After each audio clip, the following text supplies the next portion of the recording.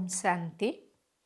आज 23/1/2025 महावाक्य बाबा कहले मिठे बच्चे मुख्यतः दुईटी कथा समस्त को बुझेवा हम।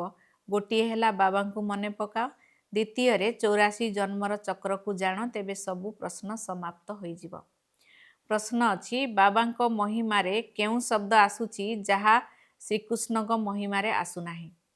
उत्तर वृक्षपति एकमात्र बाबा ही अटंती। श्रीकृष्ण को वृक्षपति कुहाजिब नाही। पितांकर पिता अथवा पतिंकर पति एकमात्र निराकार को ही कुहाजाउची, श्रीकृष्ण को नुहे। तेणु उभयंकर महिमा अलगा अलगा बोली स्पष्ट कर। द्वितीय प्रश्न तुम संतान मानकु प्रत्येक ग्राम रे केउं डेंगुरा पिटिबाकू हब।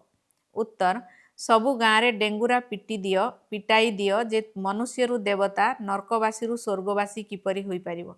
एठारे आसी बुझ सृष्टिर स्थापना, विनाश एवं पालना किपरि होची ताहा मध्ये आसी बुझ। गीत अछि तुमी हो माता पिता तुमी हो। ओम शांति। एई गीतर शेष रे जेउ लाइन आसुची तुम्ही नैया तुम्ही खिबैया, यह भूल अटे। जेपरि निजे पूज्य निजे पूजारी कही थांती या मध्य सेहीपरि हो जाउची। जेउ माने ज्ञानवान संतान होइतिबे से माने तुरंत एही गीत बंद कर देबे, काहेकि ना एहा द्वारा बाबांकर अपमान होउची। एबे तुम संतान मानकु तो ज्ञान मिलिछि, अन्य मनुष्य मानकर एही ज्ञान नाही। तुम मानकु मध्य एबे ही मिलुची, पुणी केबे मिलिबो ही नाही। गीतार भगवानकर ज्ञान पुरुषोत्तम हेबा पई मिलुची, एतिकी ही बुझुचंती। किंतु केबे मिलुची किपरि मिलुची एकथा भूली जाइचंती। गीता ही होची सर्वधर्म स्थापनार शास्त्र, जेउ कौनसी शास्त्र धर्म स्थापना निमंते नाही। शास्त्र अक्षर मध्य भारत रे ही व्यवहार होची। गीता ही होची सर्वशास्त्र शिरोमणि। बाकी अन्य सबु धर्म तो पछरे आस्थांती, तांकु शिरोमणि कुहाजिब नाही। पिला माने जानिचंती वृक्षपति होचंती एकमात्र बाबा। से आमर पिता पति मध्य अटंती एवं साकार समस्तंकर पिता मध्य अटंती। तांकु पति मानकर पति एवं पिता मानकर पिता मध्य कुहा जाए। एही महिमा एक निराकार ही गायन करा जाउची। कृष्णंकर एवं निराकार बाबांकर महिमार तुलना करा जाई थाए। श्रीकृष्ण हेउचंती नुआ दुनियार राजकुमार। से पुणी पुराणा दुनिया रे संगम जुगरे राजयोग किपरि शिखेइबे। एबे पिला माने जानुचंती आमको भगवान पाठ पढ़ाउचंती। तुमे पाठ पढ़ी एभली देवी देवता होउच, परे पुणी एई ज्ञान रहिब नाही, प्राय लोप हेइजिब। बाकी अटारे लुण अर्थात केवल चित्र ही रही जाई थाए। वास्तव रे काहार चित्र तो यथार्थ नाही। प्रथमे प्रथमे बाबांकर परिचय मिलिगले तेबे तुमे कहिब या तो भगवान बुझौचंती। से तो स्वतः ही बुझेइबे। तुम मानकु प्रश्न पचारिबार आवश्यकता नाही। प्रथमे बाबांकु तो जानो। बाबा आत्मा मानकु कहउचंती मते मने पकाओ। बास दुईटी कथा मने रख। बाबा कहउचंती मते मने पकाओ एवं 84 जन्मर चक्र को मने पकाओ। एई दुईटी मुख्य कथा ही बुझेइबाकु हबो। बाबा कहउचंती तुमे निजर जन्म को जानि नाहो। ब्राह्मण संतान मानकु ही कहउचंती, आउ तो केही बुझी ही पारिबे नाही। प्रदर्शनी रे देखो केते भीड़ लागी जाउछु। भाबुचंती एते मनुष्य जाउचंती, तेबे निश्चित केही किछि देखिबार जिनिस थिबो। पसी आस्थांती जणकु जणकु बसी बुझेइले तो पाटी थकी जीवो। तेणु कौन करिबा दरकार। प्रदर्शनी मास सारा चलिले कहि पारिबो आज भीड़ अछि, काली पर दिन आसंतु, ताहा भी नुह। तेणु मनुष्यरु देवता हेबाकु जेउ माने चाहुतिबे तांकु बुझेइबा उचित। एकमात्र लक्ष्मी नारायणकर चित्र अथवा ब्याच देखेइबा उचित। बाबांको द्वारा एई विष्णुपुरीर मालिक हेई पारिबो। एबे भीड़ अछि, तेणु सेंटर को आसंतु। ठिकणा तो लेखा जाइछि ना। बाकी एपरि जदि कहि देलो एहा स्वर्ग एहा नरक, एथुरु मनुष्य कौन बुझिबे। तांकर समय नष्ट हबो। एपरि तो चिन्हि हेबो नाही जे इए बड़ लोक साहुकार अथवा गरीब अटंती। आजिकाली एपरि पोशाक आदि पिंधुचंती जे केही भी बुझी पारिबे नाही। प्रथमे तो बाबांकर परिचय देबाकू हबो। बाबा स्वर्गर स्थापन करता। एबे एही परी हेबाकू पड़िबो। लक्ष्य उद्देश्य सम्मुखरे रहिछि। बाबा कहउचंती मु होउछि सर्वोच्च, तेणु मते मने पकाओ। ଏହା होउछि बसीकरण मंत्र। बाबा कहउचंती मते मने पकेइले ତୁମର ବିକର୍ମ ବିନାଶ ହେବ ଏବଂ ତୁମେ ବିଷ୍ଣୁପୁରୀକୁ ଆସିଯିବ। ଏତିକି ତ ନିଶ୍ଚିତ ବୁଝେଇବା ଦରକାର। ଅତି କମ୍ରେ 8-10 ଦିନ ପ୍ରଦର୍ଶନୀକୁ ରଖିବା ଦରକାର। ତୁମେ ଗାଁ ଗାଁରେ ଡେଙ୍ଗୁରା ପିଟି ଦିଅ ଯେ ମନୁଷ୍ୟରୁ ଦେବତା, ନର୍କବାସୀରୁ ସ୍ୱର୍ଗବାସୀ କିପରି ହେବ ଆସି ବୁଝ। ତାପନା ବିନାଶ କିପରି ହେଉଛି ଆସି ବୁଝ। ଉପାୟ ତ ବହୁତ ଅଛି। ତୁମେ ପିଲାମାନେ ଜାଣିଛ ସତ୍ୟ ଯୁଗ ଏବଂ କଳି ଯୁଗ ଭିତରେ ରାତି ଦିନର ଫରକ ରହିଛି। ବ୍ରହ୍ମାଙ୍କର ଦିନ ଏବଂ ବ୍ରହ୍ମାଙ୍କର ରାତ୍ରି କୁହାଯାଏ। ବ୍ରହ୍ମାଙ୍କ ଦିନ ଅର୍ଥାତ୍ ବିଷ୍ଣୁଙ୍କର ଦିନ, ବିଷ୍ଣୁଙ୍କର ଦିନ ଅର୍ଥାତ୍ ବ୍ରହ୍ମାଙ୍କର ଦିନ, କଥା ଏକ ହିଁ। ବ୍ରହ୍ମା ଏବଂ ବିଷ୍ଣୁ ଉଭୟଙ୍କର 84 ଜନ୍ମ। କେବଳ ଏଇ ସଙ୍ଗମର ଜନ୍ମର ଫରକ ପଡ଼ିଯାଉଛି। ଏଇ କଥା ତାଙ୍କ ବୁଦ୍ଧିରେ ପୂରେଇବାକୁ ହେବ। ଜୀବନରେ ଜ୍ଞାନର ଧାରଣା ନଥିଲେ କାହାକୁ କିପରି ବୁଝେଇବ? ଏକଥା ବୁଝେଇବା ତ ବହୁ ସହଜ। କେବଳ ଲକ୍ଷ୍ମୀ ନାରାୟଣଙ୍କର ଚିତ୍ର ଆଗରେ ହିଁ ଏଇ ପଏଣ୍ଟସ୍ ଶୁଣାଅ। ବାବାଙ୍କ ଦ୍ୱାରା ଏଇ ପଦ ପାଇବାକୁ ହେବ। ନର୍କର ବିନାଶ ସମ୍ମୁଖରେ ଉପସ୍ଥିତ। ଲୋକମାନେ ତ ନିଜର ମାନବ ମତ ହିଁ ଶୁଣେଇବେ। ଏଠାରେ ତ ରହିଛି ଈଶ୍ୱରୀୟ ମତ, ଯାହା ଆମ ଆତ୍ମାମାନଙ୍କୁ ଈଶ୍ୱରଙ୍କ ଠାରୁ ମିଳିଛି। ନିରାକାର ଆତ୍ମାମାନଙ୍କୁ ନିରାକାର ପରମାତ୍ମାଙ୍କର ମତ ମିଳୁଛି। ବାକି ସବୁ ହେଉଛି ମାନବ ମତ। ରାତି ଦିନର ଫରକ ରହିଛି ନା। ସନ୍ନ୍ୟାସୀ, ଉଦାସୀ ଆଦି କେହି ବି ଏଇ ଜ୍ଞାନ ଦେଇପାରିବେ ନାହିଁ। ଈଶ୍ୱରୀୟ ମତ ଥରେ ମାତ୍ର ମିଳୁଛି। ଯେତେବେଳେ ଈଶ୍ୱର ଆସୁଛନ୍ତି ସେତେବେଳେ ତାଙ୍କ ମତ ଦ୍ୱାରା ଆମେ ଏହିପରି ଲକ୍ଷ୍ମୀ ନାରାୟଣ ହେଉଛୁ। ସିଏ ଆସୁ ହିଁ ନାହାନ୍ତି, ସିଏ ଆସୁଛନ୍ତି ହିଁ ଦେବୀ ଦେବତା ଧର୍ମର ସ୍ଥାପନା କରିବା ପାଇଁ। ଏଇ ପଏଣ୍ଟସ୍ ଅର୍ଥାତ୍ ଜ୍ଞାନର କଥା ମଧ୍ୟ ଧାରଣ କରିବା ଉଚିତ, ଯାହା ସମୟ ବେଳେ କାମରେ ଆସିବ। ମୁଖ୍ୟ କଥା ଅଳ୍ପରେ ବୁଝେଇ ଦେଲେ ମଧ୍ୟ ଯଥେଷ୍ଟ। ଏକମାତ୍ର ଲକ୍ଷ୍ମୀ ନାରାୟଣଙ୍କର ଚିତ୍ର ଉପରେ ବୁଝେଇବା ମଧ୍ୟ ଯଥେଷ୍ଟ। ଏହା ହେଉଛି ଲକ୍ଷ୍ୟ ଉଦ୍ଦେଶ୍ୟର ଚିତ୍ର। ଭଗବାନ ଏଇ ନୂଆ ଦୁନିଆ ରଚନା କରିଛନ୍ତି। ଭଗବାନ ହିଁ ପୁରୁଷୋତ୍ତମ ସଙ୍ଗମ ଯୁଗରେ ଏମାନଙ୍କୁ ପଢ଼େଇଥିଲେ। ଏଇ ପୁରୁଷୋତ୍ତମ ସଙ୍ଗମ ଯୁଗ ବିଷୟରେ କାହାକୁ ଜଣା ନାହିଁ। ତେଣୁ ପିଲାମାନଙ୍କୁ ଏଇସବୁ କଥା ଶୁଣି କେତେ ଖୁସି ହେବା ଉଚିତ। ଶୁଣିକରି ପୁଣି ଶୁଣେଇବାରେ ଆହୁରି ଖୁସି ମିଳିଥାଏ। ସେବା କରୁଥିବା ଆତ୍ମାକୁ ହିଁ ବ୍ରାହ୍ମଣ କୁହାଯିବ। ତୁମ ନିକଟରେ ସତ୍ୟ ଗୀତା ଅଛି। ବ୍ରାହ୍ମଣମାନଙ୍କ ଭିତରେ ମଧ୍ୟ ବଡ଼ ସାନ ଥାଆନ୍ତି ନା। କେହି କେହି ବ୍ରାହ୍ମଣ ତ ବହୁତ ନାମୀ ଗ୍ରାମୀ ଥାଆନ୍ତି, ବହୁତ ରୋଜଗାର କରନ୍ତି, ଆଉ କାହାକୁ ତ ଖାଇବାକୁ ମଧ୍ୟ ମୁସ୍କିଲରେ ମିଳିଥାଏ। କେତେ ଜଣ ବ୍ରାହ୍ମଣ ତ ଲକ୍ଷପତି ମଧ୍ୟ ହୋଇଯାଆନ୍ତି। ବଡ଼ ଖୁସିରେ ନିଶାରେ କହନ୍ତି ଆମେ ବ୍ରାହ୍ମଣ କୁଳର।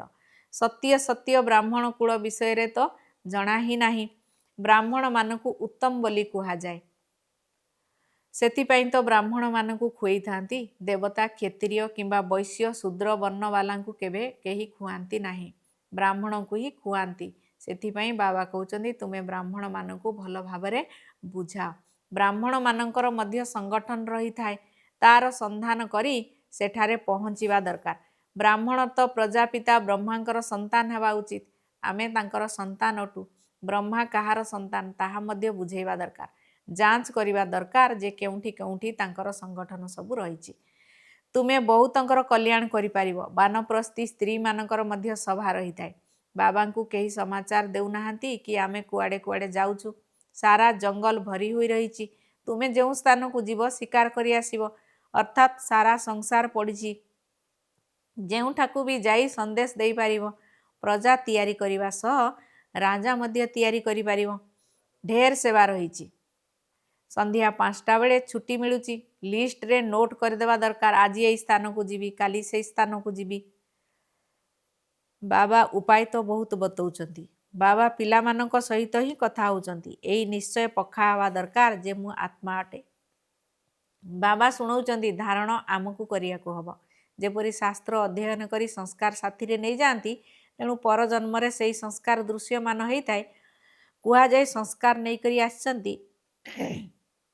ଯିଏ ବହୁତ ଶାସ୍ତ୍ର ପଢ଼ିଥାନ୍ତି ତାଙ୍କୁ ଶାସ୍ତ୍ରର ଅଧିକାରୀ କୁହାଯାଏ। ସେମାନେ ନିଜକୁ ସର୍ବଶକ୍ତିମାନ ବୋଲି ଭାବିବେ ନାହିଁ। ଏହା ହେଉଛି ଖେଳ, ଯାହାକୁ ବାବା ହିଁ ବୁଝେଇଛନ୍ତି। ଏହା କିଛି ନୂଆ କଥା ନୁହେଁ। ଡ୍ରାମା ପ୍ରସ୍ତୁତ ହୋଇ ଆସିଛି, ଡ୍ରାମା ପ୍ରସ୍ତୁତ ହୋଇ ରହିଛି, ଯାହାକୁ ବୁଝିବାକୁ ହେବ। ମନୁଷ୍ୟ ଏକଥା ବୁଝି ନାହାନ୍ତି ଯେ ଏହା ହେଉଛି ପୁରୁଣା ଦୁନିଆ। ବାବା କହୁଛନ୍ତି ମୁଁ ଆସିଯାଇଛି। ମହାଭାରତ ଲଢ଼େଇ ସମ୍ମୁଖରେ ଦଣ୍ଡାୟମାନ। ମନୁଷ୍ୟ ଅଜ୍ଞାନ ଅନ୍ଧକାରରେ ଶୋଇ ରହିଛନ୍ତି। ଭକ୍ତିକୁ ଅଜ୍ଞାନ ବୋଲି କୁହାଯାଏ।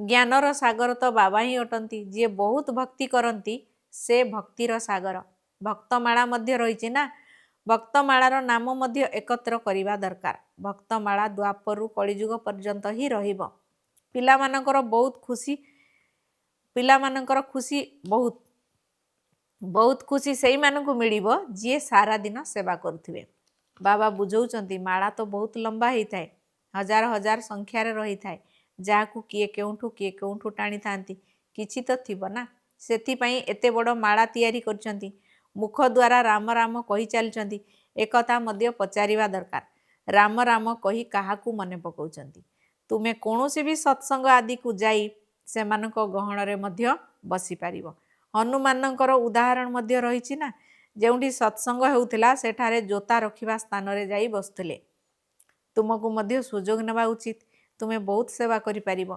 सेवारे सफलता सेतेबेले मिलिबो जेतेबेले ज्ञानर विषय वस्तु बुद्धि रे रहिथिबो ज्ञानरे मस्त हेइथिबे सेवार अनेक जुक्ति रही रामायण भागवत आदि मध्य बहुत कथा अछि जहाँ उपरे तुम्हें दृष्टि देई पारिबो केवल अंधश्रद्धारे बसी सत्संग करवा उचित नुहे कुह आमे तो आपणकर कल्याण करिया को चाहूँ दुनिया रे भक्ति बिल्कुल अलगा एवं यही ज्ञान अलगा ज्ञान तो एकमात्र ज्ञानेश्वर बाबा ही दौचंती सेवा तो बहुत रही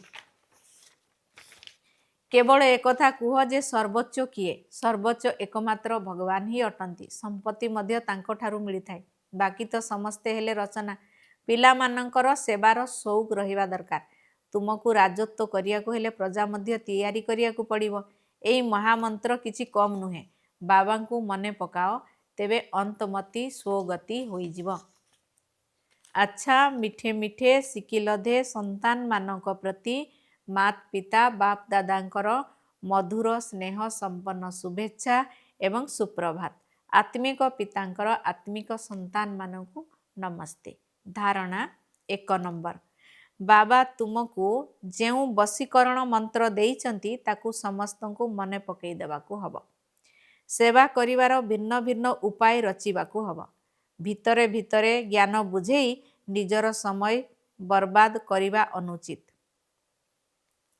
2 नंबर ज्ञानर पॉइंट गुडी को बुद्धि रे रखी ज्ञानर मस्ती रे अर्थात निशारे रहिबाकू हबो हनुमान को परी सत्संग गुडी करे जाई बसियाकू पड़िबो एवं सेमानकर सेवा करिबाकू हेबो खुशी रे रहिबा पई दिन सारा सेवा करियाकू हेबो वरदान मु एवं मोर पणिया को बलि चढ़ौतबा संपूर्ण महाबली हुआ कौनसी भी विनाशी व्यक्ति बा वैभव प्रति जदि आकर्षण रही तेबे याकू ही मोर पणिया कुहा जाए एभली मोर पणिया को एवं मु करूची मु ही करिची एई भली मु पणिया को संपूर्ण रूप से समर्पण करुथिबा अर्थात बलि चढ़ौथबा आत्मा ही महाबली अटे जेतेबेले ई विनाशी मु पणियार समर्पण हेई जिवो सेतेबेले जाई संपूर्ण बा बाबांको समान हेई पारिबो मु करूची ना बाबा करौचंती बाबा मते चढ़ौचंती जे कोनसी कथारे मु शब्द कहिबा परिवर्ते स्वाभाविक भावरे मुहरु बाबा शब्द ही बाहरु मु शब्द नुहे स्लोगान संकल्परे एभली दृढ़ता को धारण कर जहा द्वारा भाबिबा एवं करिबा समान हेई जीव ओम शांति।